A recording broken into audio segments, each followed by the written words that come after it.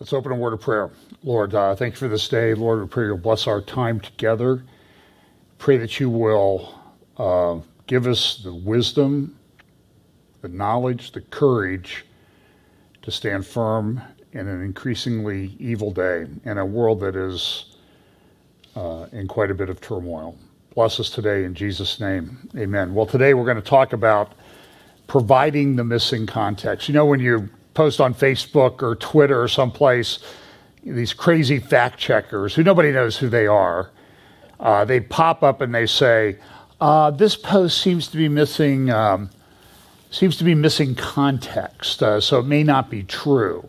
Well, we're going to provide you for all the missing context today on some of these stories. Here's some of the platforms that we're on. Would appreciate it if you would, like YouTube, Rumble, subscribe, like, share, dislike if you want, whatever you want to do. We don't get really, dislikes don't show up anymore, so sorry about that. What happened was that the videos being put up by the White House, particularly the press conferences of Jen, or Cruella von Zuckerberger, as we call her, they were getting 50 likes and 3,000 dislikes, all but consistently. And so that was, I guess, harming their poor little psyches there as they tried to steamroll over everybody else in the world. They just can't take it. As I've said, this is one of those weeks where you would conclude, and you'll see when I get to there, that if hypocrisy was water, the world would drown. It would be another Noah's flood. And God said he wouldn't send another Noah's flood of water, but boy, the flood of hypocrisy is sure great. So we talk about the convergence of events each week, the things that are speeding up. This is my grid work that I use, acceleration. Things will happen more quickly, convergence, a lot of these lines of Bible prophecy. We know they're fulfilled there's some generalized descriptions as to how they're fulfilled, sometimes more specific, but all the things that will need to be in place are going to be converging at the same time. So you're going to see things coming about wars and rumors of wars and certain specific wars that are mentioned in the Bible. You're going to see those building. You're going to see this beast empire that's going to come. You'll see all these things happening. We see the beginnings of those. And so that goes to the next one, is logistics. You don't have a great battle without great armies. So we know that if it talks about a great and mighty army in Ezekiel chapter 38 and 39, there's going to be a great and mighty army. Now, we don't know exactly what the great and mighty army looks like, and we know that things change because now, I don't know if I have a report on this today, but for example, drone technology has really changed how armies are able to interact on the battlefield, so that a smaller country can punch way above its weight class, particularly with missile technology. And we'll see some examples of that today. And then understanding, as it says in Daniel, as we get closer, it will, many shall be purified and made white and tried, but the wicked shall do wickedly, and none of the wicked shall understand, but the wise shall understand. And it says the wise will understand and instruct many. I use this, by the way, I did 2 midweek updates this week. Don't get used to that. But also ask for prayer for my brother-in-law's family, nephew and niece. My brother-in-law passed away this week in St. Louis, about a week ago. He was 84, so he's with the Lord, so he was saved, and we have no doubt about that. But I mentioned in one of my updates that this is a picture of part of the electrical grid, the endpoint electrical grid, how it's in Beirut, Lebanon. Now that looks like it might not work all the time. But sometimes when I'm sitting there, and the picture that I thought of was, that looks like my browsers. I use a number of different browsers, and then I'll have 50, 60, 80 tabs sometimes open on one of the browsers. And so that's what the information coming into my head looks like during the course of the week. And I try to synthesize it and get it down to something that's coherent. Doesn't always work, but I try to do that. But there is a lot happening, as you may have noticed. So we'll talk about some of those today. I will touch on a few of the themes that I talked about in my updates. The one was essentially about the Canadian truckers and the response to Charlie Vector 019er in some quarters, in some places. And then I talked about Russia and Ukraine, but I'll talk a little bit about that today. If you want an update from last week, I'll just remind you if you didn't see it, I did a pretty extended talk about the East Med pipeline, which is, I think, fairly significant. I don't know if I would say harbinger, or seems to be playing into this end time geopolitical alignment, particularly in the Eastern Mediterranean involving Turkey and Israel and others, and Lebanon. And I'll mention a little bit about that today as well. So if you want to see that, I'm going to do a standalone presentation at some point about the East Med pipeline. I pulled together, I think I have 80 files to put into slides at least. So I don't know when I'll get that done, but we'll try to get it done. So here's an interesting story. Now, we'll talk about Ukraine. Everybody, you're getting a lot of propaganda from both sides in this Ukraine thing. I'm not sure exactly who we work, but here's an article by a guy named interview with a guy named Chalmers, who has written about artificial intelligence, technology, philosophy, and what all of this means. We're seeing this, I don't know how else to describe it. Joe Allen, who you can follow at JoeBot, JoeBot XYZ on Twitter, and I think Singularity Weekly is one of his websites where he writes. He also writes other articles. But he talks about the fact that there's a real spiritual thing going on here with this singularity that artificial intelligence is leading to, and that behind what Elon Musk says, and a lot of people like Musk, he's created a successful car company, he may be the richest person in the world, he's going off into space, but there's really kind of when you really analyze what he's saying, there's there is a dark, sinister spirituality behind a lot of what he talks about. And we need to be careful with this because there's a war, spiritual war going on. In Ephesians chapter 6, it says this.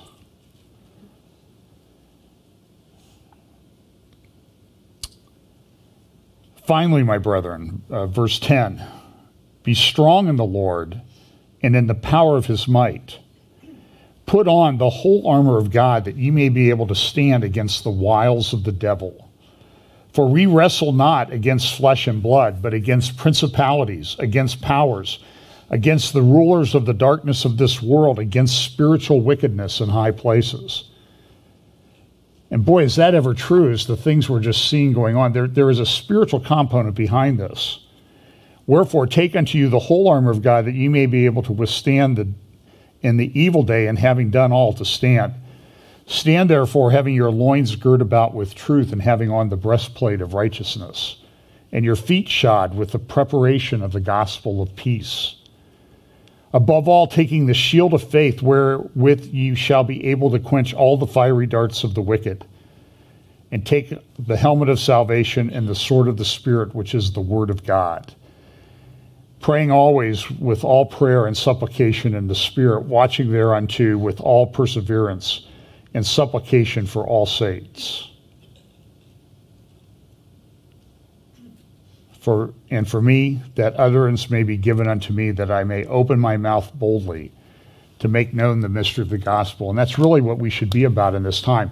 You know, when you live in a dark place, even a little light really has an impact, let alone the impact that the light of the gospel of truth will have on the world if we freely share it with people.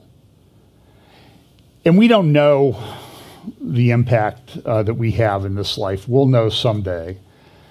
We'll know. But we need to be sharing that gospel that's talked about in 1 Corinthians chapter 15, verses 1 through 4. So here's this Chalmers guy, this philosopher, and he's written extensively about extended minds, talking about how we outsource an expanding share of our cognition to computers. And that's true. It was less than 30 years ago that I got my first work computer. I remember it.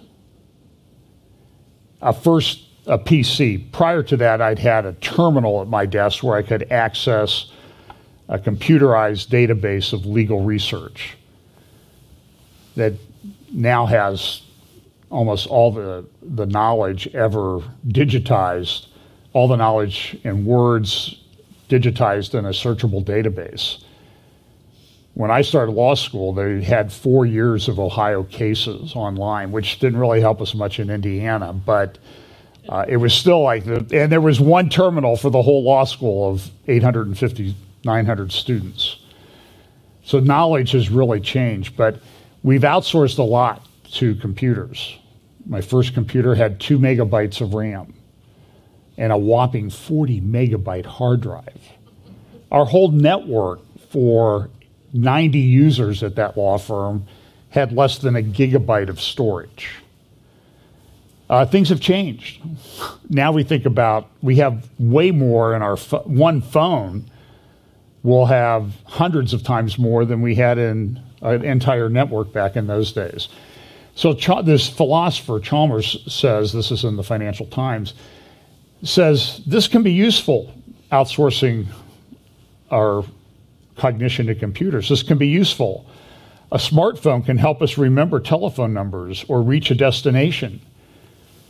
A brain-computer interface can help us hear better or counter Parkinson's disease. But with our growing reliance on ubiquitous technology, he suggests that we are in effect now developing an exocortex, an external device-driven brain that is increasingly controlled by the giant tech companies. These corporations are basically now becoming part of my extended mind, he said. I mean, Apple maybe 20% of it, Google 20% of it, and Facebook 10%, who's to say? His hope that we will find alternative ways of augmenting our intelligence that are not so heavily intermediated by such companies, but that comes with the problem. Neuralink, this is the company that Musk says this year will be starting planting a chip in people's brains. So you can just plug in. Well, if you can plug in, maybe they can send in more information, but turn off other information.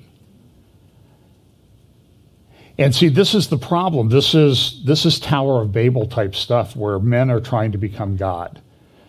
And then you add on top of that all the talk about we're going to do gene editing. Let me ask you this. With the current environment, do you think that the people that are deep into scientism are going to be Judeo-Christian ethic oriented when they get to gene editing? I mean, did you see any proof of that over the last 2 years? What you should have seen, and here's the missing context on that, what you should have seen should have frightened you to death because of what people are doing. Now, we know how it ends. That's great news. But that doesn't mean there's some bumpy things before that. And so one of the things that they talk about, they're always talking about, we've got to control the narrative. So here's a company, this is a English company. It says powering solutions to extremism. And this is a company that's been consulted with, IDS Global, powering solutions to extremism and polarization. You can tell it's a British company because they put an S there where a Z belongs, and we forgive them for that. But these are consultants, and I talked about them once because in this whole context of building, okay, I'm not sure what happened there.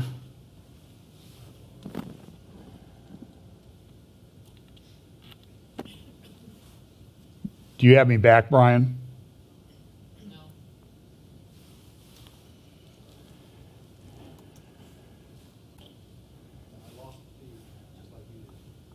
Do you have it back?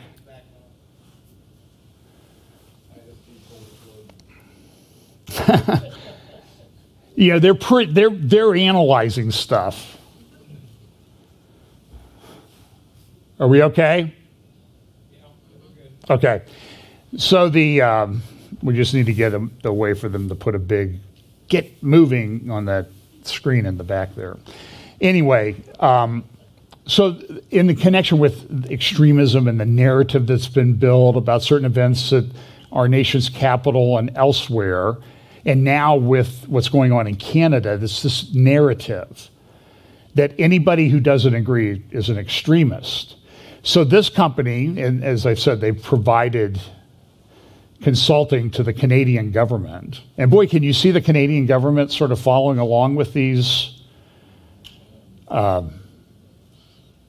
don't know, I would call it a fascist think tank in England about controlling thought. And so one of the things they did was they looked at, this people saying that there was climate lockdown and culture wars, climate lockdown was coming. I've said this.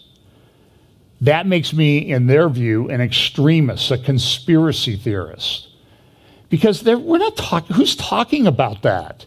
You guys are making it up. You're taking little snippets of things and you're running. Look at the executive summary. In September 2020, ISD analysts identified an emerging trend on social media relating to the term climate lockdown.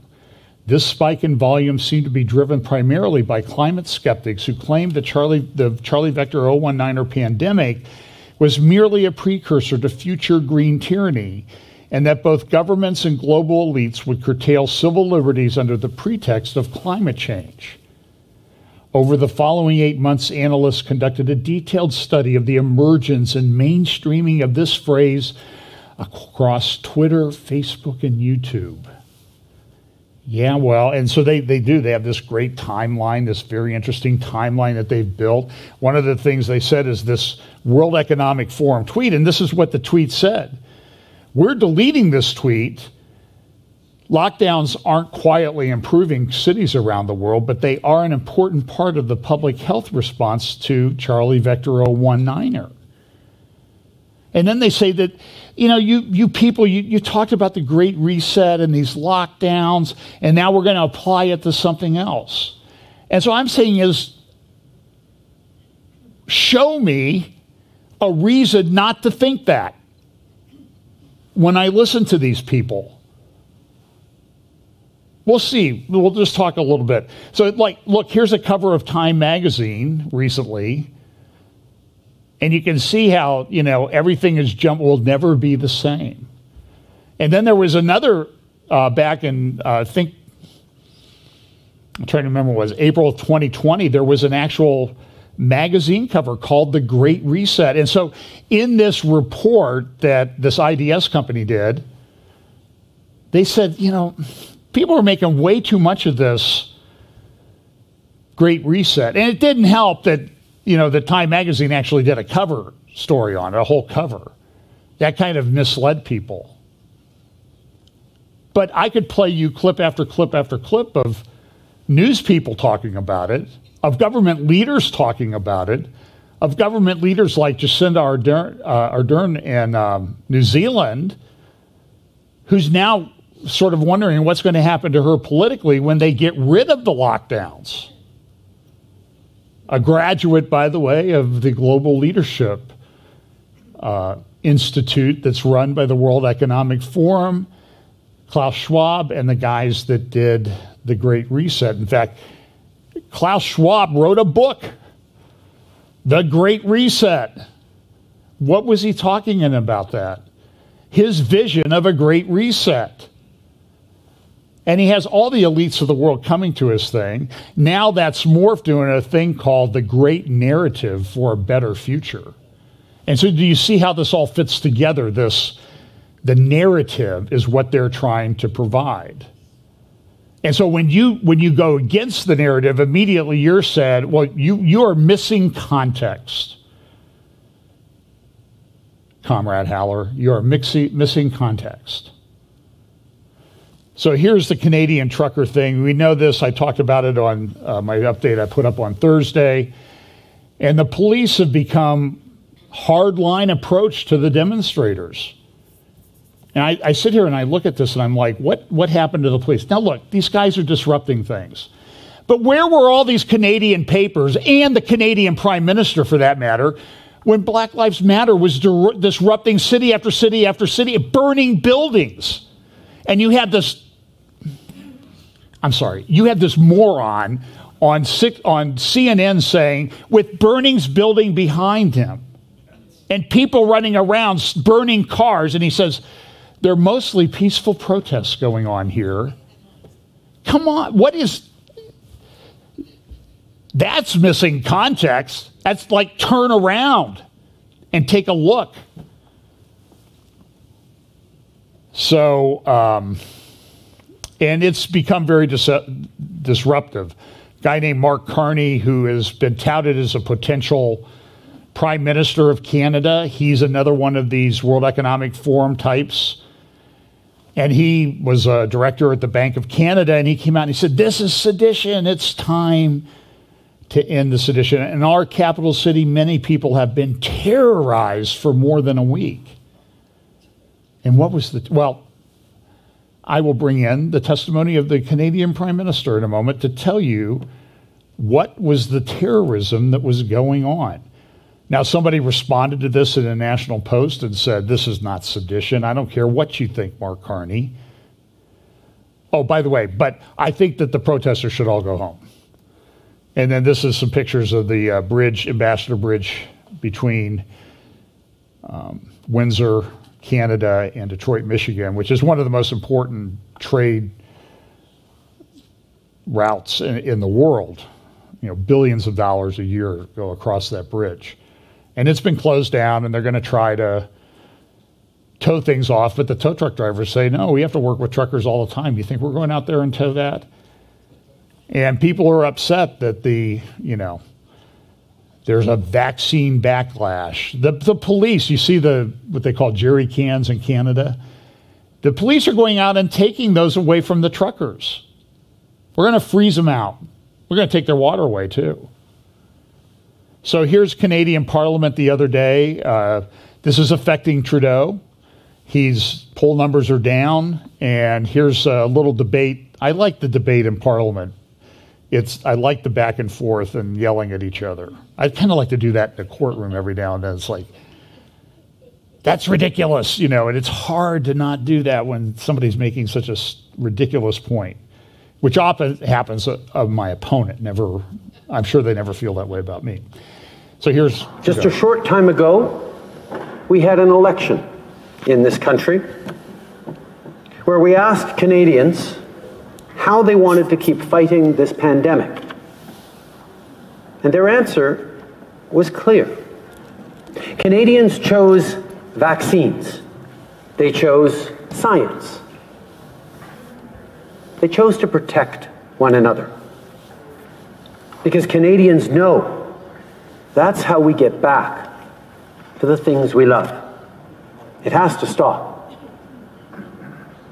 The people of Ottawa don't deserve to be harassed in their own neighborhoods. They don't deserve to be confronted with the inherent violence of a swastika flying on a street corner or a Confederate flag. Listened when things got better. We will continue to follow public health advice. We will continue to trust science as Canadians work to get through this. That's what people expect. I know people are tired. But we've seen it through the various waves, and they're receding over the past months. These pandemic restrictions are not forever. Thank you. This is Candace Bergen. Oral questions. Question orale. The Honourable Leader of the Opposition. When it comes to lockdowns and mandates, we're seeing things change very quickly, and rightly so. Dr. Tam has said that vaccine mandates should be reevaluated, and today the chair of the Quebec Liberal Caucus clearly and strongly stated it's time to end the divisiveness and the politicization and end the mandates. We Conservatives could not agree more. This cannot be a slow and dragged out process simply because of the Prime Minister's ego, pride, or denial. Canadians are too tired. Canadians need hope. So will the Prime Minister follow the science, follow the evidence, and the restrictions and the mandates? The Right Honourable Prime Minister. Mr. Speaker, everyone is sick and tired of lockdowns, of the measures we have to do, of the sacrifices we've had to make.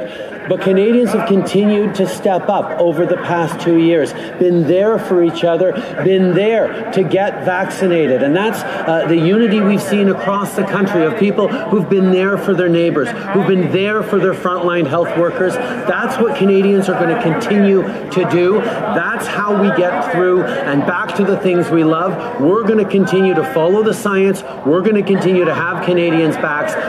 Okay, now see the party members behind him, they're all what? Wearing a mask. Canada's banks. Let's see if I can get to the part where she responds. So again, I ask the Prime Minister, will he follow the evidence? Will he follow the science and the mandates and the restrictions quickly? The Right Honourable Prime Minister. So here they are. Canada's banks here's what are Trudeau governed said. by laws, regulations, and practices that ensure funds cannot be used for criminal or illegal activity, and these blockades are illegal. Canadian banks are monitoring financial activity very closely and taking action as necessary. I want to make something very clear. The illegal blockades seeking to take our neighborhoods and our economy hostage, and the collective COVID fatigue we are facing are two very separate things. If you joined the protests because you're tired of COVID, you now need to understand that you are breaking laws. The consequences are becoming more and more severe. You don't want to end up losing your license, end up with a criminal record, which will impact your job, your livelihood, even your ability to travel internationally, including to the U.S. Yeah, that would be a crime that they would deny bail for, sitting in your truck on a street. You know, we can argue about what's the best way to respond to this, but I will note this, that I saw person after person in Canada. I mean, they're having counter-protests, which are okay, right? According to Trudeau. But the other people, no. You can't do that. Why, you're interfering with someone's business, I heard them say. What's been going on for 2 years? Millions of small businesses have been destroyed by these people. Did you see any compassion out of him or Doug Ford, this guy who's the premier of the Canadian province of Ontario? There's no compassion there. Goodness gracious. It shows how far we've gone. Now the trucker demonstrations are spreading around the world. And here's Klaus Schwab. Again, I'm a conspiracy theorist. I'm only going to play you what he said at the Kennedy School of Government at Harvard University, September 20th, 2017, interviewed by, you might recognize David Gergen there on the right. And here's what Schwab had to say about his training of global leaders. When you brought the Young Global Leaders Program here for executive education and the Schwab Fellows, but there are 2 countries in the world now in which the young global leaders have emerged. Tell us just a bit about that, in terms of the governance. Yes, actually, this notion to integrate young leaders is part of the World Economic Forum since many years. And I have to say, when I mention now names like this Merkel, even Vladimir Putin and so on, they all have been young global leaders of the World Economic Forum. Mm-hmm. But what we are very proud of now is the young generation, like Prime Minister Trudeau, President of Argentina and so on, that we penetrate the cabinets. So yesterday I was at a reception for Prime Minister Trudeau, and I know that half of this cabinet, or even more half of this cabinet, are actually young global leaders of the World Economic Forum. He goes on to talk about, now we have a new category called the global shapers. And he said, we interview people here at the school, do you think globally or nationally? And majority says, oh, I think globally. So it's not a conspiracy theory. Again, only providing you with the context that the fact checkers seem to always miss when they do this thing. So Schwab put in this organization back in 1992 called the Global Leaders for Tomorrow School. Here are some of the graduates: Angela Merkel, Gavin Newsom, Peter Buttigieg in the middle there, Emmanuel Macron, we'll see him a little bit later. Jeff Bezos and Bill Gates were in some of the earliest classes. And it says in the school's early years, it involved the members of each class meeting several times over the course of a year, including a 10-day executive training session at where? Harvard Business School. So there's Harvard again. Now the U.S. Department of Homeland Security, I'm not going to talk a lot about it this morning, issued a terrorism bulletin, National Terrorism Advisory System bulletin the other day. And here it is, summary of the terrorism threat to the United States. So what do they think is terrorism? And I've talked about this ad nauseum, that this is the narrative that they're building. Everything gets it. So the people in charge, like the people who come from the party that's in charge of things, by the way, many of whom now have been implicated in the Durham report that was issued the other day, on Friday, that they spied on the Trump campaign and Trump Tower. And I saw an interview with Trump being interviewed by Leslie Stahl. He said, they spied on me. And she's like, there's no proof of that. Well, now there is. At least you accepted all these reports that prosecutors did. Why not this one? Go home today, look at all the mainstream news media websites, and see how many talk about the filing that Durham made on Friday.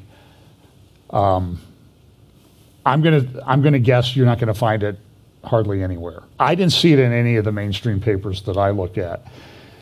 But so here this says, while the conditions underlying the heightened threat landscape have not significantly changed over the last year, the convergence, so we'll give the DHS our guest prophecy updater tag for today, of the following factors has increased the volatility, unpredictability, and complexity of the threat environment. Number one, the proliferation of false or misleading narratives which sow discord or undermine public trust in government institutions. And see here they now call it, it's not just misinformation, it's misinformation, disinformation, and malinformation. So misinformation is you mistakenly share something that's not accurate. Disinformation is you should have known better. And malinformation is you just made it up to mislead us, which the Biden administration never does, right? And even the Republicans do it too. They all do it. And so here's a bulletin that they make a reference to. The rumor control startup page about misinformation, disinformation, and malinformation. And so here, but look at what they also talk about, the proliferation of false or misleading narratives. And what is it? This is from the DHS Bulletin: widespread online proliferation of false or misleading narratives regarding unsubstantiated, widespread events that happen around when people vote, and Charlie Vector 019er. Grievances associated with these themes inspired violent extremist attacks during 2021. And of course, we have the foreign powers there.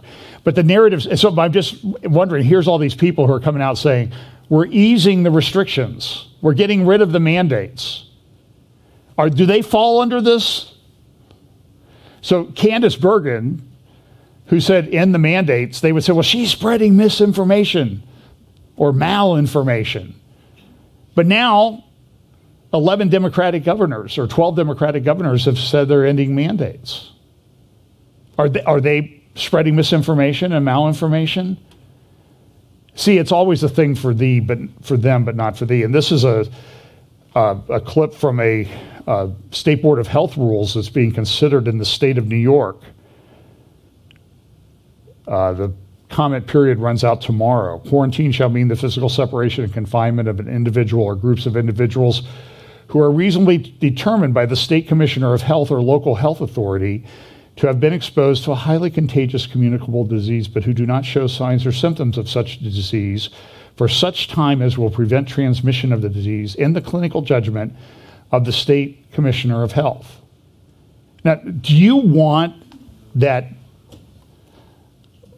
Kathy Hochul, who's not been elected governor, she came in because the other guy had to resign in a scandal, she's going to run the commissioner of health. Do you want her making decisions?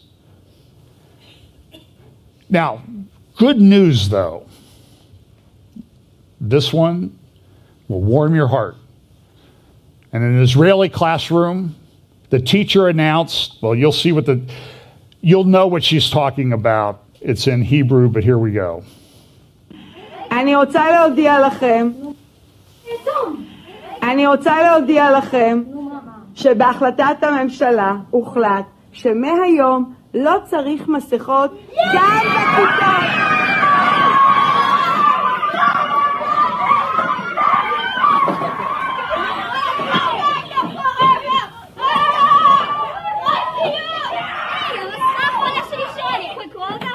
אתה יכול לקרוא אותה. חברים, לא צריך מסכות. Okay, let's talk about Russia-Ukraine. Now look, this is kind of complicated. So I'm going to kind of cover a lot of territory very, very quickly.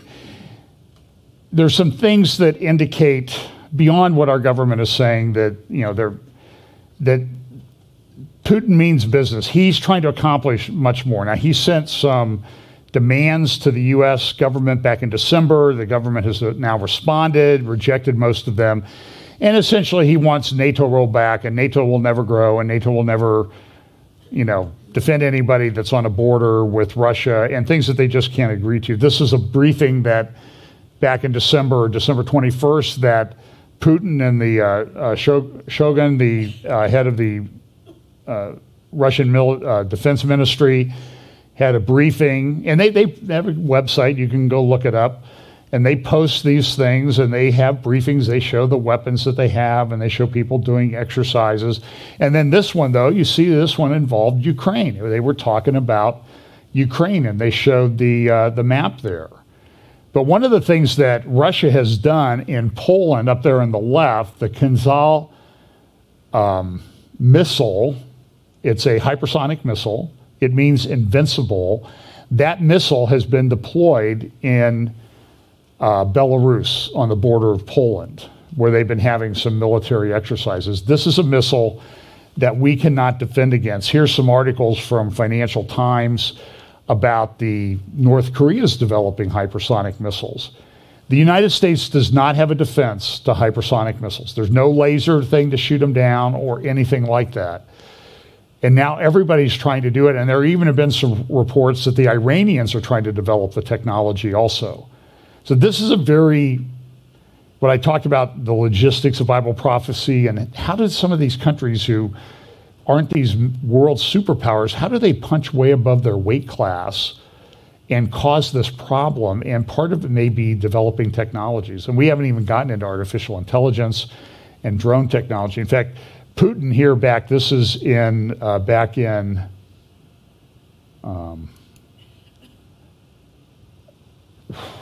2 years ago. This is where he introduced this concept of the hypersonic missile. At a big meeting, he got in front of the elites of Russia, and this is how this hypersonic goes. They can fly anywhere from 5 to 12 times the speed of sound. So at 12 times the speed of sound, they're between 9 and 10,000 miles per hour. We don't have the technology to shoot them down. They don't have the technology to shoot them down. But these things can take out, one of them can take out a ship. They're nuclear capable. But look at this one. Look, that's Florida, and here comes a bunch of hypersonic missiles in. Well, who used to live in Florida there at Palm Beach? That's shown in the picture. You see the Iranians do this? So the people at this meeting with Putin, they loved it. It was great. So there's a lot of people who are trying to analyze Putin. Is he paranoid? Is he a megalomaniac? Is he, And the answer is, yeah, probably. He lives in a house, as one of his homes along the Black Sea is estimated to be worth $1 billion. Has an underground hockey rink. How many of you have an underground hockey rink? Underground, not above ground on your street where they don't plow. But so this is Putin. So people, there's all these things about, is he paranoid? You see these images in newspapers of him brooding, that type of thing. And Russia punches above its weight class. So here's a global GDP. And here, look at where Russia is. So the United States, this is from 2021, the United States has $22 trillion. But Russia is over there at 1.6 trillion. So you need to understand that Russia doesn't have the economic resources that the United States does. Its income is pretty much from selling weapons, but mostly from the sale of gas and oil. And they have the most, the biggest reserves combined of natural gas on the planet. Now, the other thing too is, and look, so Russia has a GDP that's equal to Brazil. Now they have less people, but look, Germany is almost 2.5 times the size. Even Italy has a greater GDP. The UK, of course. So this is, when I'm watching this from a Bible prophecy standpoint, and I see these, what I would call malign actors, and Putin's very clever. He will come out and say, this transgender stuff is just absolute nonsense. So I'm glad that he does that. But I don't know how much he believes that, or if he's just trying to control the narrative that he wants, because he worked for the KGB. He's had advisors who have a high spiritual mysticism quality to him. So here's some of the things that are talking about Putin's bloody war.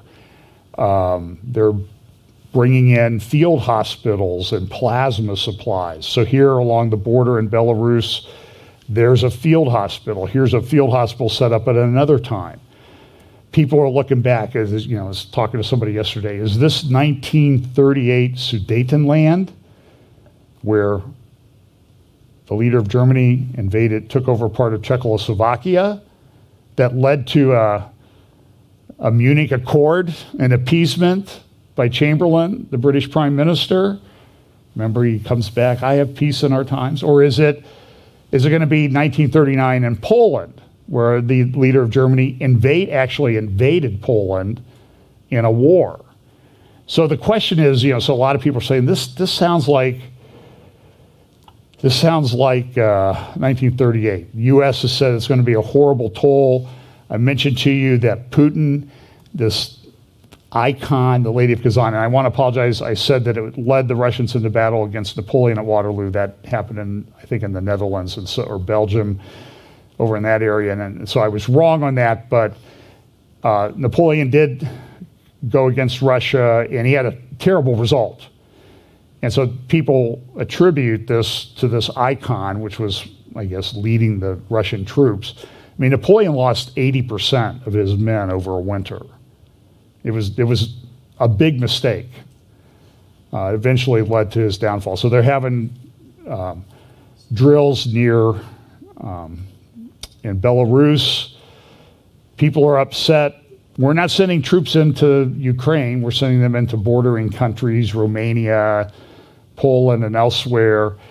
Now they're talking about, the disruption to the gas supply. It talked a lot about the East Med pipeline, which was hoped to take some of give the people in Europe an alternative to Russian gas. People talk, well, Qatar, they have the biggest gas field in the world that they share with the biggest single gas field in the world. It's many, many times larger than the Leviathan field that the Israelis discovered about 10, 11, 12 years ago now. That's really just kind of coming online. But it was going to take 5 or 6 years or more to build that, to do the engineering and actually construct the East Med pipeline. Turkey's come in and said, hey, just build a short pipeline up here. We'll take care of it. Oh, by the way, give us the cut of the transit fees that we're entitled to. There was even talk in the United States, well, maybe Qatar, maybe you guys could help, get liquefied natural gas over there. Well, that works, assuming you can get through the Suez Canal. We know the Suez Canal can be blocked by one ship, that a negligent ship, let alone someone who's really trying to block it. That would be a disaster. So Qatar's not really an alternative. We just don't have the infrastructure. So back in 2014, Putin took this icon, it's reported, flew it around the Crimean Peninsula and invaded Crimea. What's a common thing that happened, though, in 2014 that's now happening today with the pandemic and all of a sudden an increased demand for Russian natural gas? The price is way up. The price was way up relatively up in 2014. So when somebody's did a study recently, and they said when the price is up, Putin's going to look around to cause some trouble and get some things that he wants. Going to punch above his weight class. And it seems like that article, and I'm trying to remember where I saw it now, I just don't. The Russian Duma has a legislation pending in front of it that they might annex the Donetsk and Luhansk regions of over here in eastern Ukraine that are heavily, or pretty much ethnic Russian majorities.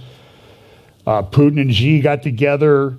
They came out of this. They said, we're for democracy. And they also came out, so here they formed an alliance to defeat sanctions that are coming over Ukraine. The U.S., everybody's doing propaganda. Here's another thing. This sort of plays into Bible prophecy, I think, though.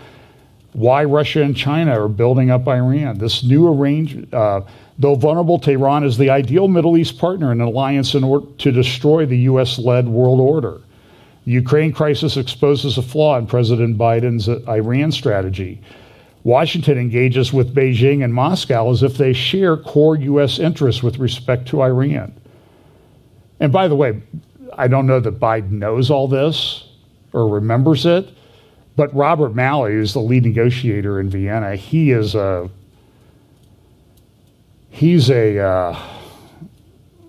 compromiser of the First Order and pro-Hamas.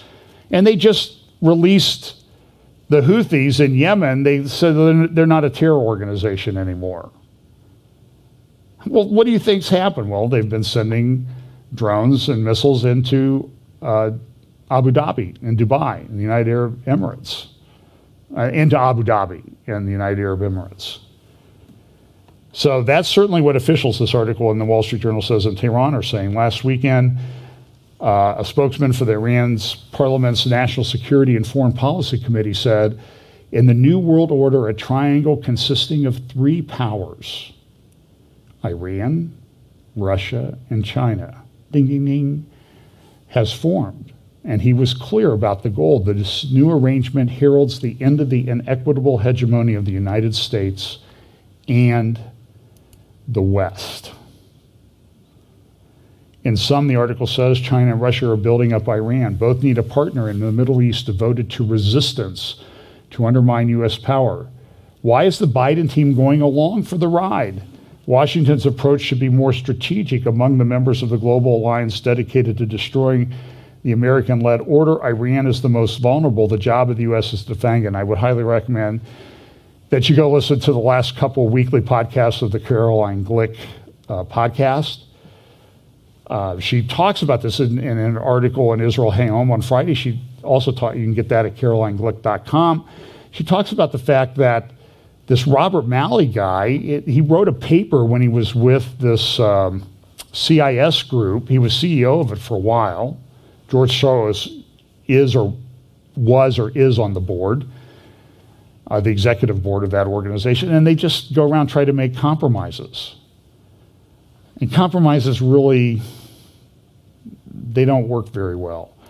And the other thing that they said here in their paper that they released, that they issued a joint statement about 6,000 words, and they said, listen, we are for democracy, we're against the expansion of NATO, and Russia's side reaffirmed its support for the One China principle, confirms that Taiwan is an alienable part of China and opposes any forms of independence of China. So the question is it just about Ukraine? Is it also going to be about Taiwan in the very near future?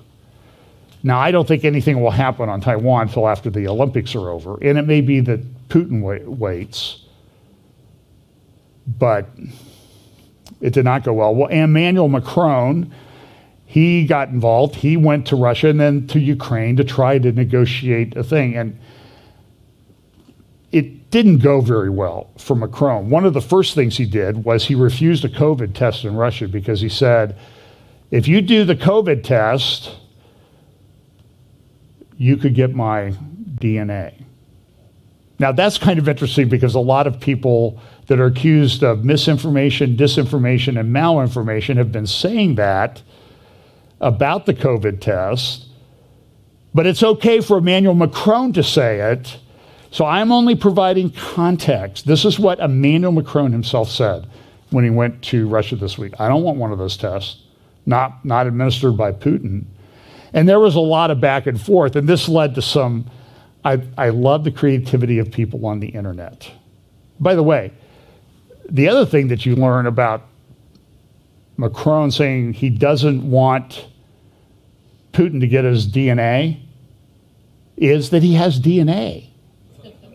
Remember when he came out, he said, I'm going to govern like a Roman god. Well, maybe he's not. Maybe he was just lying. But there was a lot of back and forth. This is what one person said, that Putin got the long table out because he didn't have a test, so he had to stay far away. So some people have made up some wonderful little videos. Here's one that I think gives you an idea of the back and forth. They also had a very fancy dinner, with like apple tart and that type of thing. And you'll see a picture of the menu in the upper left-hand corner. And here's somebody imagining what happened at dinner, between... Vous me voyez? Un peu, oui. Envoyez-moi un peu de pain et un couteau, s'il vous plaît. Voilà. Voilà. Okay. Yeah. Oh, and here's another one. The long table, and you got to shout, right? So here's what somebody said they thought happened.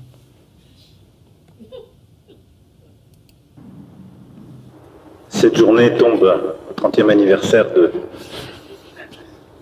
la reprise de ces relations diplomatiques et je veux ici redire combien la relation... I don't know. I love the creativity of people. So, here's one that's like, those are so good, I wish I had done it. And here's an editorial cartoon showing Boris Johnson at the same table with a Tory donor because he's having some political problems. Well, Macron was, I think it was clear that this headline in the Daily Mail is accurate, that Putin made a fool of Macron. Европейские страны автоматически будут втянуты в военный конфликт с Россией.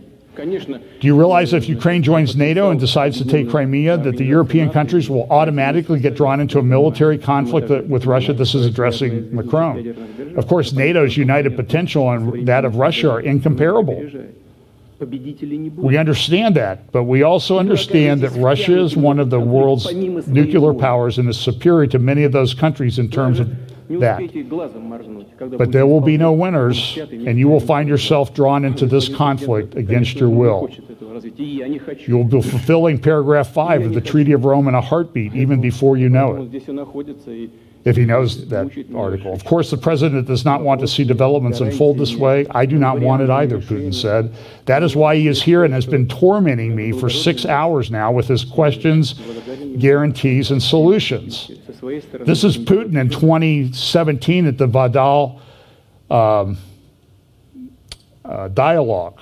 It talks about we have nuclear weapons. It's an open secret. We've set up a system which still has to be improved. The system will offer early warning of the missile attack zone. We'll know where the missiles are coming, he says. This means that the system may identify any launches of missiles from any part of the world, from an ocean or from any country. Secondly, it may actually identify where the missile may hit. When we make sure that this is an attack against Russia only, listen to this. After that, we will make a reciprocal strike in response to the first missile. We cannot be the initiators of this disaster.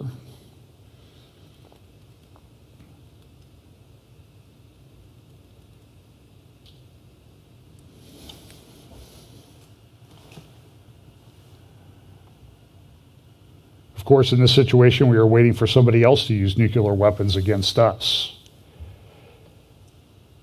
In that case, the aggressor should know that the consequences are unavoidable and that they will be destroyed in retaliation.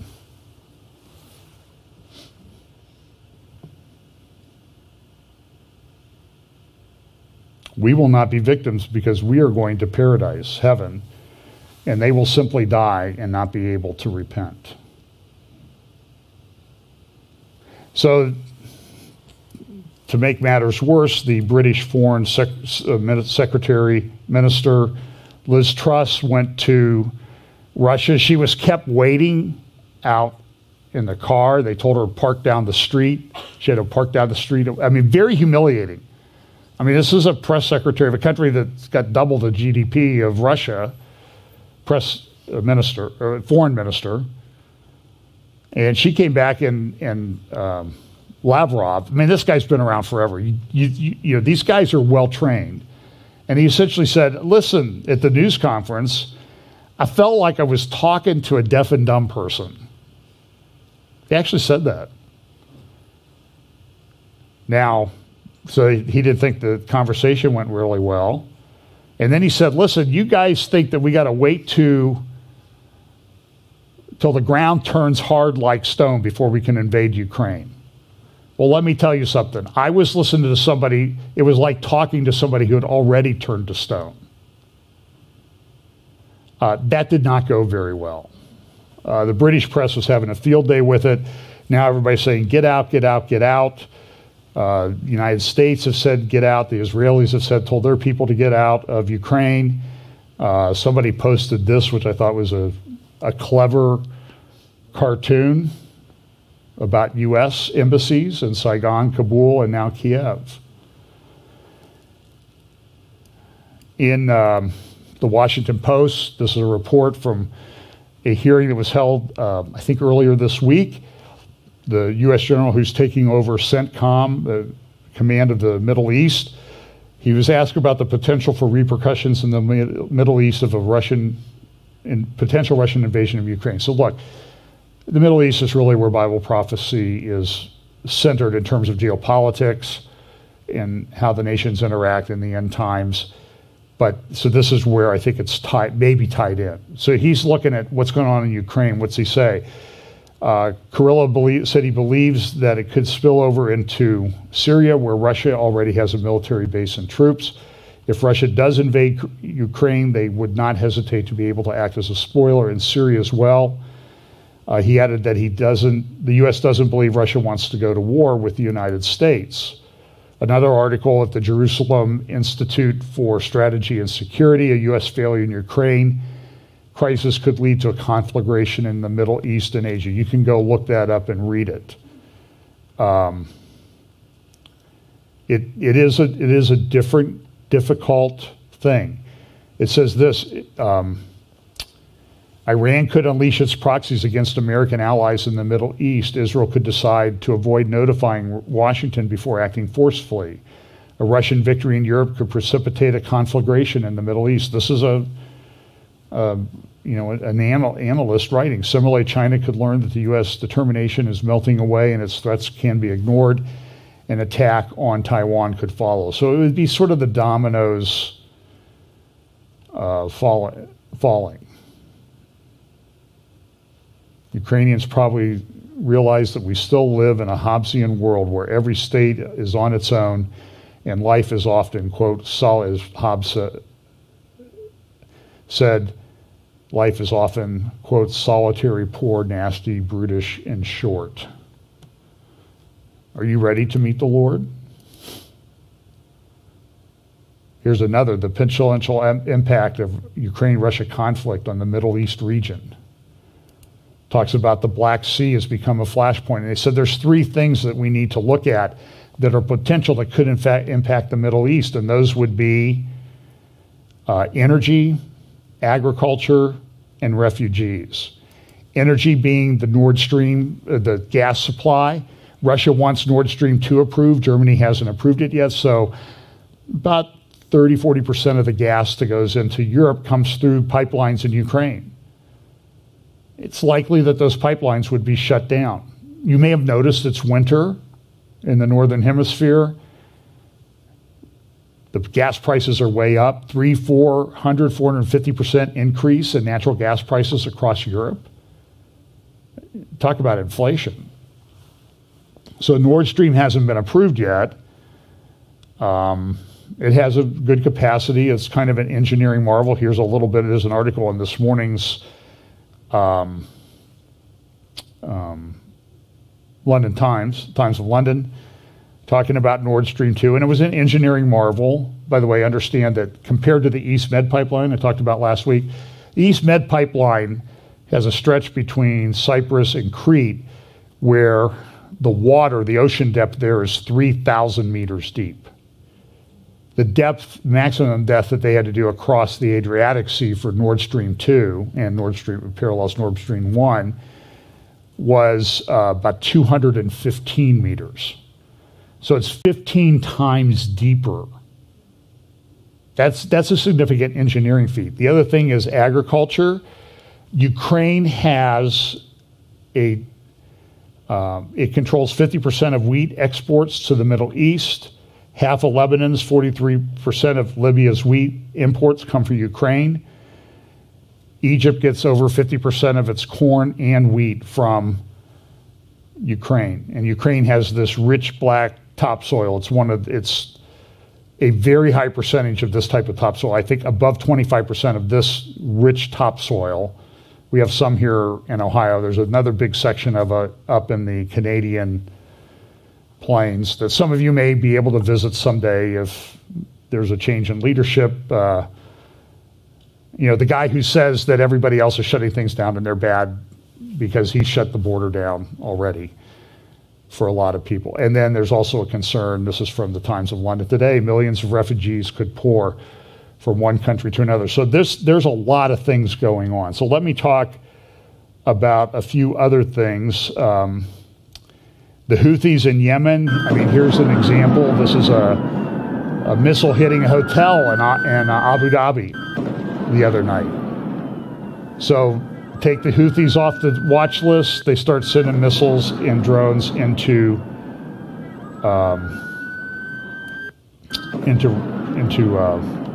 the United Arab Emirates. This is a clip of these are Russian and Syrian jets flying along the Syrian border. There's some question, were they trying to send a message to Israel, or were they just trying to show everybody else that, look, while we're tied to, while we have things going on in Ukraine, we can handle things elsewhere. And this puts a lot of pressure on Israel because Israel's like, well, they got these hypersonic missiles. And now there's this one article, it says, are they trying to provoke Israel against Russian assets in Syria? This is an article written a week ago Friday by Eric Mandel in the Jerusalem Post. And they talk about, I've showed you this clip before of how, this is a Russian-made computerized graphic of a Aleutian troop plane. I think it had 25 people on it. And as the plane was flying around, they say, well, what Israel did, Israel wanted to attack Damascus. So they cloaked. They got behind, strategically behind this airline, this plane to hide themselves. And then what happened was the plane flew into where the missiles were, and it got shot down. So Russians blamed Israel for that. The Alma Research Group, they think that it was really Russia trying to show everybody else what they're doing. But it also, this article, Eric Mandel's article also talks about the fact that Israel or Iran is placing assets next to Russian assets to try to get Israel to trip up. And there was an attack in Syria again. Now, Israel's pretty good. They do pretty precision attacks, but even after the attack Thursday or Friday, Russia issued a thing and said, look, Israel, you need to stop these airstrikes in Syria. Something's going to go wrong. Seth Bransman a few weeks ago in the Jerusalem Post had a great article, Turkey's Israel agenda, giving nothing, getting everything. And you can see Seth, when he wrote this, was a bit frustrated. It seems like, what is going on? Erdogan, his economy is falling apart. He issues this propaganda. His poll numbers are way down in Turkey. And yet he runs around acting like he's in charge of everything in the Middle East. And he seems to get away with it. And I was talking with a Bible prophecy speaker friend the other night, and he said, look, what I said, we've been looking at Turkey for a long time now. And it was Bill Koenig. And I said, and I think Bill agreed that, at some point in this Bible prophecy thing, there are going to be things that happen that don't make any sense geopolitically. Why? Because there's a spiritual warfare going on behind this. And I think this is what's happening with Turkey. Turkey is clearly an important player in the end times. It was reported that Turkish industry was shutting down because they were getting less gas from Iran. Now, I think there may be a coming conflict between Turkey and Iran. We'll have to see how that plays out. I think you can read about that in Daniel chapter 8. And that's a controversial thing in Bible prophecy. We'll see how it goes. I mean, that's when we'll know how it's supposed to play out when it actually happens. But I think it's something to be watching for. Now, Iran came out and said, we had some technical issues, so it's no problem. Your gas has been restored. Even an article in the Financial Times about the strange resilience of Turkey's economy demands explanation. I mean, so here's an economist for the Financial Times, and he's looking at what's going on in Turkey. Everything is falling apart, inflation and that type of thing, but Turkey seems to be moving along. And he's sort of asking the question, how is this happening? Now, he gives a very technical explanation here. It could be. Now, Israel's also having, I mentioned this, Bennett came out and he said, we're going to stop Iran. We're going to do everything we need to do. The Israeli Institute for National Security Studies in Tel Aviv, at Tel Aviv University, issued a report.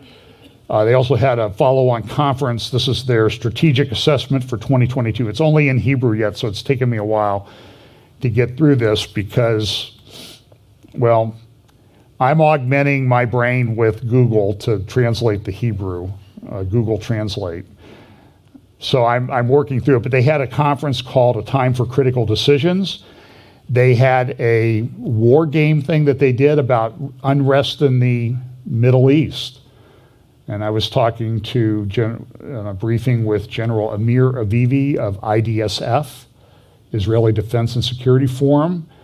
the other day, and he was talking about the fact that there are big concerns about the unrest in Arab communities in Judea and Samaria and within Israel proper about how to manage that. So much so that the INSS strategic assessment said this is really the major thing that Israelis are concerned about, at least in percentage basis. They're still concerned about Iran, but the unrest in Arab communities, both within Israel and within that area called the West Bank improperly, that's a concern. So back in early January, Naftali Bennett, here's a protest in Gaza the other day that was kind of interesting. The people in Gaza were burning posters of Nasrallah and Soleimani. That's kind of unusual. David Weinberg and the Jerusalem Post wrote about the fact that, boy, we really think that INSS is getting off. What about, why don't we have like a good offensive strategy to like actually win a war? And he's written another recent article. He's also a contributor to this Israeli Defense and Security Forum that I was talking to the other day with the founder. And he goes, where's the Zionist fervor to upgrade security by taking the offensive against our enemies? So here's Naftali Bennett. He's talking about Iran. This is at the recent Davos meeting, World Economic Forum, about a month ago. Here's what he had to say.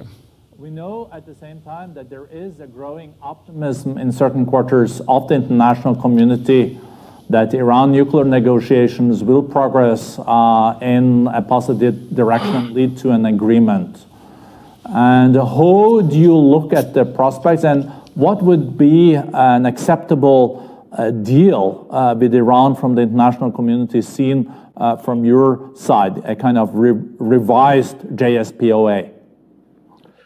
Well, first we need to understand what Iran's position is in the Middle East. Iran is an octopus of terror and instability. Their head is in Tehran, and they send their arms all across the Middle East and get involved in Lebanon with Hezbollah, in Iraq, in Syria, in Yemen with the Houthis. And they sort of have an anti-Midas touch. Every country they get involved with fails. Look at Lebanon now, falling apart. Look at Syria. Look at Yemen. And they have a modus operandi, a very clever one, where they sort of drive out terror, but through their proxies. So they lay back supine in Tehran, sort of remote from the terror that they're conducting, and they send others, their messengers, to conduct terror. We've seen it in Israel with Hezbollah, with Islamic Jihad, with the Iranian militias in Syria. How very comfortable is it for the mullahs in Tehran to cause despair? And I think we see a very similar situation with the Houthis. Who stands behind them? It's Iran. Who funds them? Iran. Who provides them the weaponry? Iran. Who directs them what to do? Iran. So I think the first thing is for the decent countries, the free world, to call Iran on what it's doing. They are the source of terror in the Middle East, and we have to fight back. The last thing you want to do with this sort of octopus is pour tens of billions of dollars into this apparatus. Because what will you get? You'll get terror on steroids. Right? Everything we're seeing will be doubled and tripled because they'll be much stronger. I want to point out something. Iran, while it has this very image of a powerhouse, in fact, Iran is way more vulnerable than one would think. Their economy is tanking. The rial is depreciating.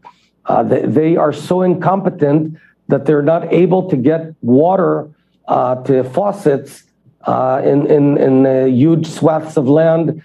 For example, Isfahan area. There's many Iranians that when they try and turn on the faucet, nothing comes out because of their regime's incompetence. We're seeing massive demonstrations of teachers, of judges, of pensioners in Iran. So it's a corrupt and failed regime. What we need is to stand strong until Iran goes through an agreement, but there's only one agreement. And that agreement, they call it longer and stronger. It means effectively that Iran has to give up its nuclear weapon program. Why would anyone legitimize their right to enrich uranium at massive capacity? They are now enriching uranium at 60% grade in these huge factories of uranium enrichment. Why are they doing it? So here's the deal. In the Iran, so he also gave a similar talk to the INSS conference where he touched on some of the same things and one more thing that I'm going to talk about. But so what did the United States do? Well, 3 of our negotiating team in Vienna quit because they didn't like the way Robert Balley was running things because he's giving in too much. They reduced sanctions, ended a sanctions waiver on the civilian nuclear plant, which will result in $29 billion being released to Tehran. That's real money. Now, that's not as much as the second Obama administration did, but the third Obama administration is working on it. While the president of Israel was in the United Arab Emirates, the Houthis sent some missiles, drones, into the United Arab Emirates. And clearly that was done. Now, the missiles were intercepted, but the missile was intercepted during this historic Israeli visit. This is the Houthi commander saying, we've got thousands of drones and missiles we're going to send in all at once at some point. And that's an Iranian Shiite militia publication cartoon of what they want to do to the world's tallest building with a drone. So you understand, this is all, they always tip their hand as to what they're going to do. And Bennett was correct. Look, we've got to do this. Now, at the INSS conference, he came in, and one of the things he said during his talk there was, look, we have a laser defense system. I've played you a clip of it. I'll show you that in just a moment. And he says the campaign to weaken Iran has begun. This campaign is conducted in all dimensions: nuclear, economy, cyber, overt and covert operation actions alone and also in cooperation with others. Now, it was so in follow on to that talk where he mentioned the lasers, he said, we're going to deploy these lasers to shoot down Gaza missiles. And here was, when they did a test of this last year, this is what the video looked like.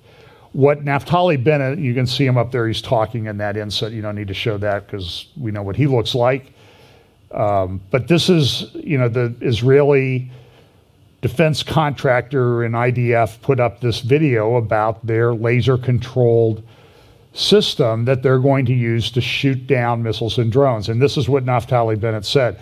Within a year already, the IDF will bring into action a laser-based interception system, first experimentally and later operationally, first in the south, then in other places. And this will enable us, as the years advance, to surround Israel with a wall of lasers which will protect us from missile, rockets, UAVs, and other threats. But in fact, it will deny. It will take from the enemy the strongest card that it has against us. The economic equation will be overturned. They will invest much, we little.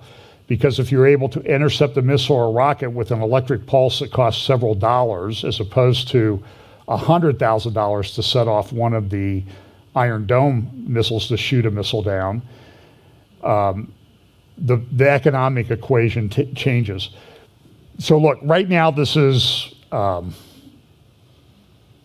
sort of a computer game type stuff.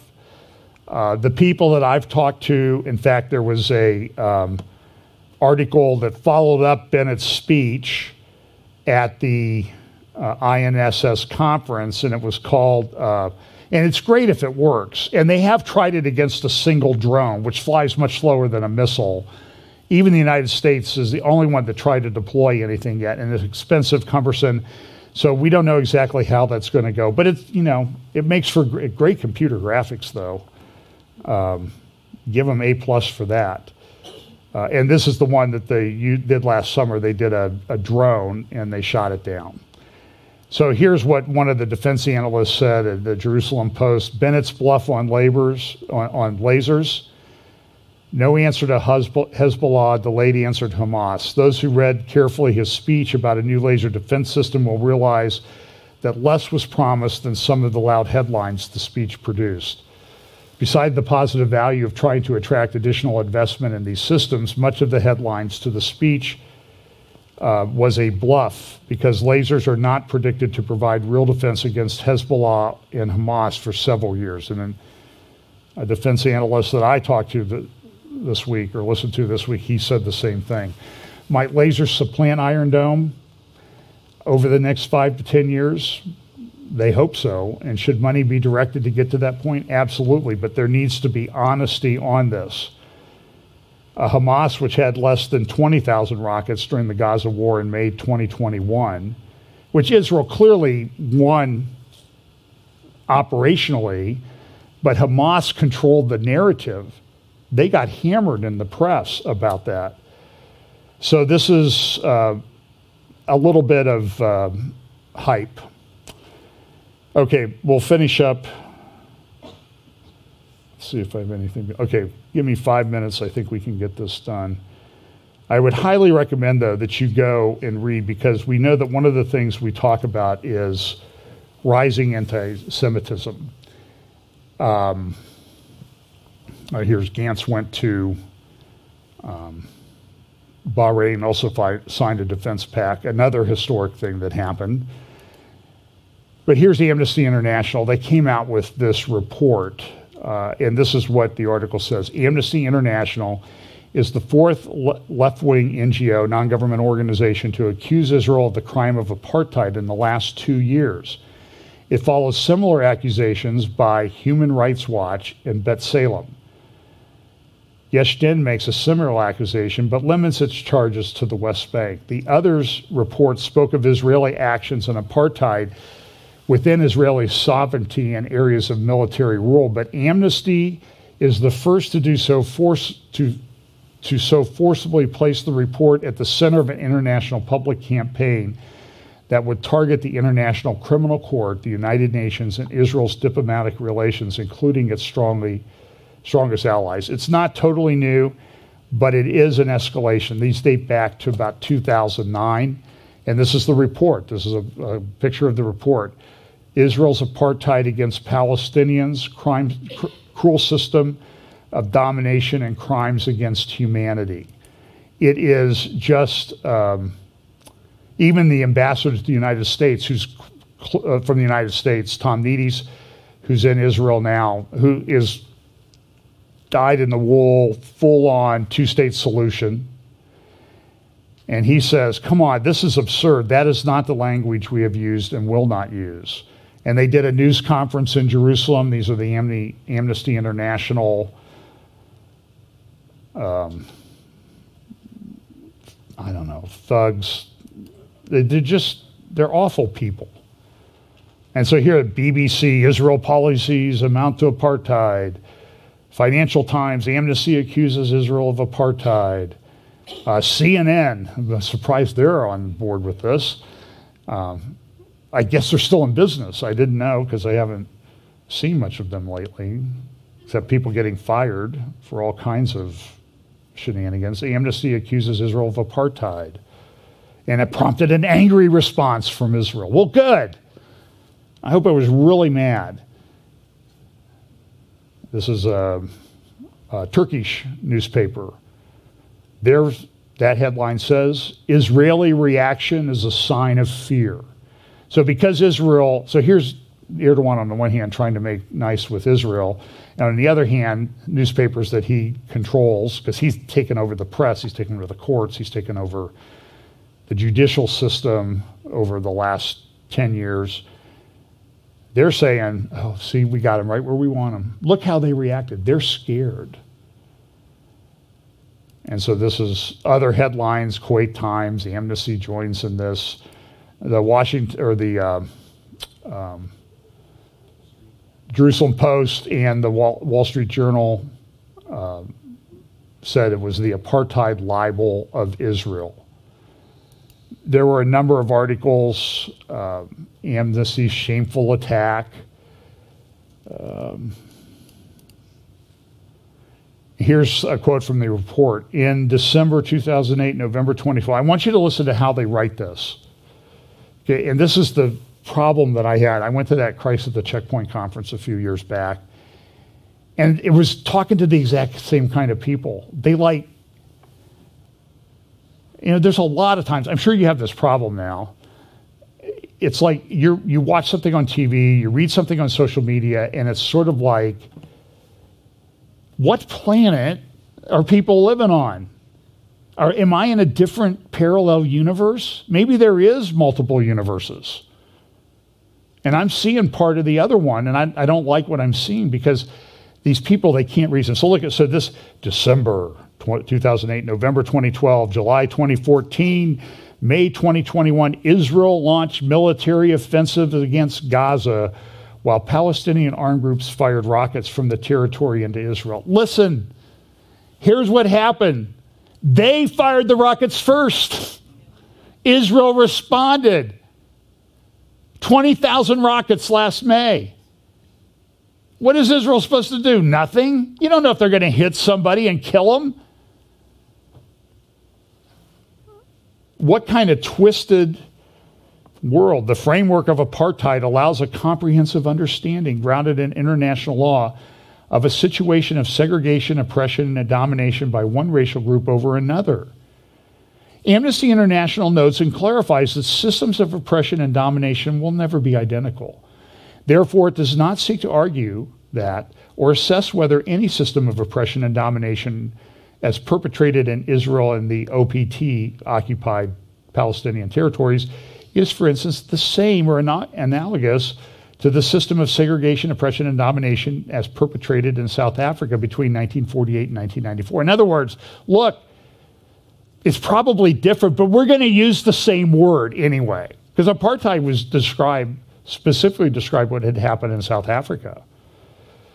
Melanie Phillips, she says in her response to this, but then in page after page of tortuous argument, Amnesty grossly misstates and misinterprets international law in a brazen attempt to redefine apartheid itself, and thus claim that Israel's behavior fits that spurious definition. Here was another tweet that came out.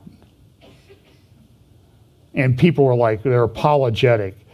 Honest Reporting said this.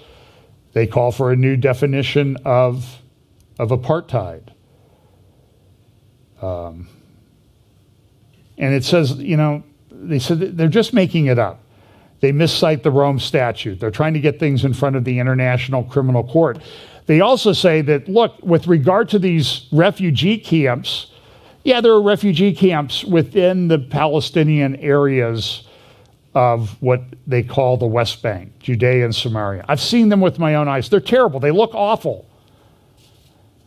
But look, and this is what I said to the doctor from Gaza that I sat next to at dinner at Christ at the Checkpoint. I said, look, I get it. Balata and Nablus, it looks terrible.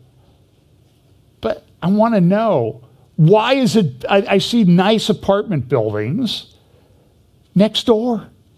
Why are they still there after 70 years? I mean, the original generation is almost all gone. It seemed like this is one thing you can inherit. He goes, well, it's the occupation, John. It's the occupation. I said, okay, well, fine. I can go to Syria, I can go to Lebanon, I can go to Jordan. I can find the same, even worse refugee camps that your fellow Arabs will not take care of the refugees. What about them? What's that caused by? It's been 70 years, doctor. And he said, it's the occupation. What occupation?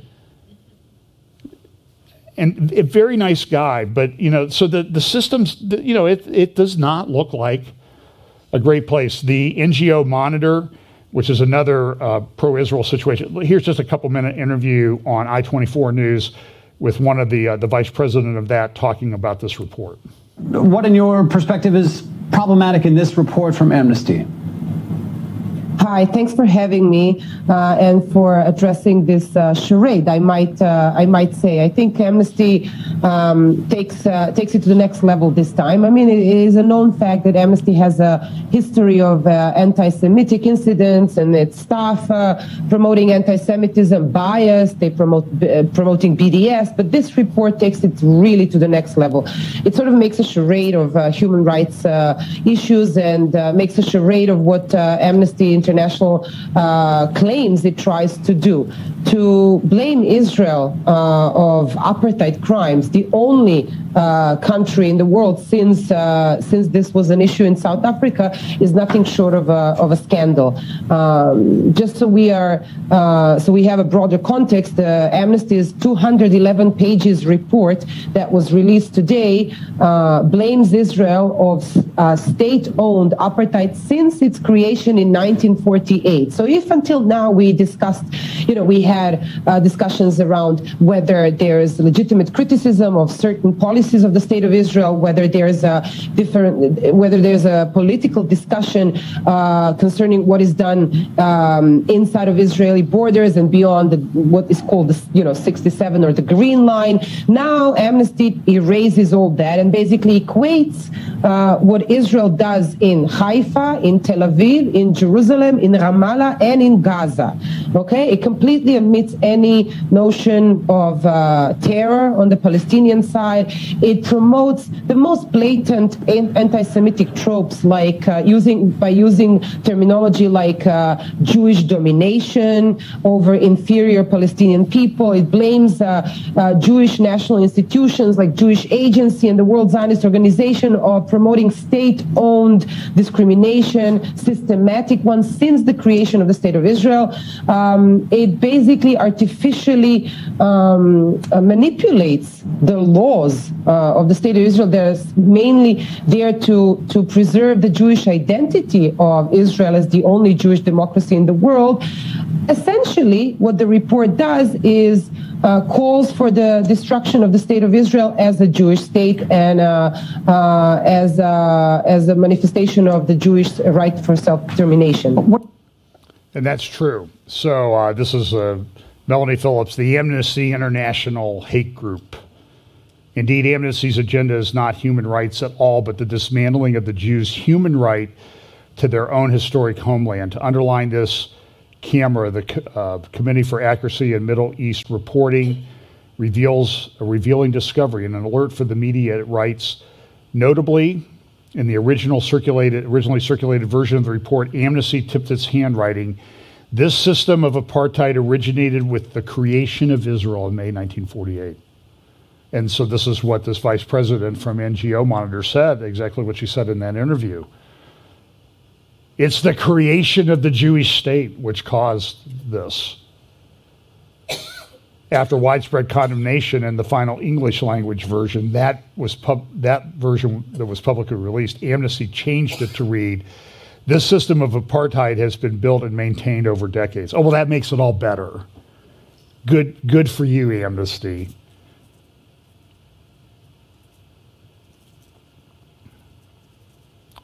Nevertheless, Melanie Phillips says the agenda behind this report remains perfectly clear. Amnesty thinks the Jewish state needs to be dismantled. Indeed, the intensity and obsession of its hatred for Israel, its inversion of victim and aggressor, and its disdain for Jewish suffering and Jewish human rights, it has the feel of the Palestinian Authority or Hamas propaganda. Go read her article at her Melanie Phillips at Substack. Anyway, CAMERA does a great article. I don't have time to go into it. NGO Monitor, their report that I was referenced in that interview, False Knowledge is Power, Deconstructing Definitions of Apartheid that Delegitimize the Jewish State. I did not get to, I got to tell you about this. So while they're negotiating in Vienna about the Iranian nuclear program, what does Iran do? It releases a new missile. that, of course, can reach Israel and beyond. And so this is a great editorial cartoon, I think. Here's the Vienna negotiating, and everybody's got a pen and paper, but Iran, they're using a missile. You see this is exactly what's going on. This is not even a misrepresentation. And this missile has a lot of firepower, and this is one of the Iranian Revolutionary Guard Corps people talking about it. And so Iran is telling everybody what they're doing, what they're going to do. They've released this missile. It's called the Khaybar Shakan.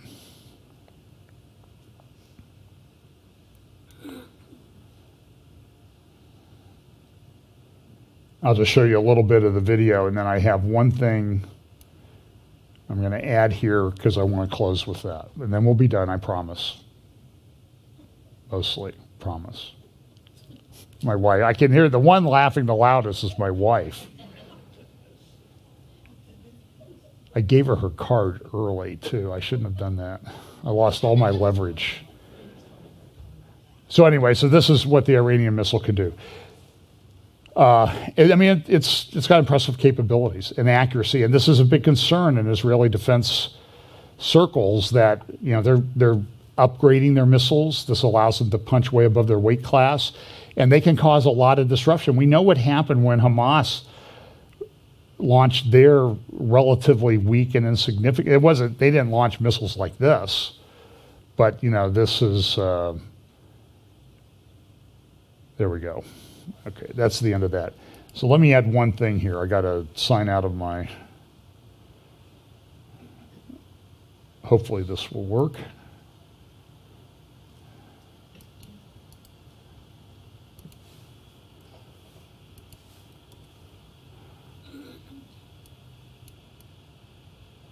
Okay, now somebody sent this to me just as I was getting up here. And so I'm not going to vouch for the accuracy, but it's a New Yorker cartoon. So I know the person who's pretty trustworthy that sent this to me. But this person's from Canada, very politically involved. Now, do you see the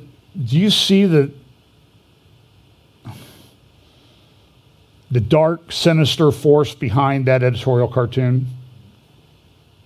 That what's going to tear down democracy and society is a truck with free speech on the side.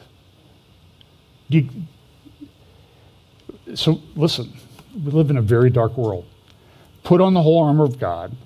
Share the gospel with people around you when you have an opportunity.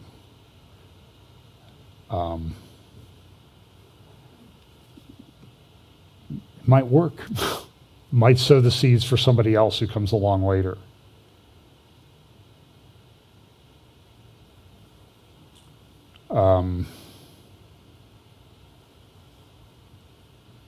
This is a very interesting time to live.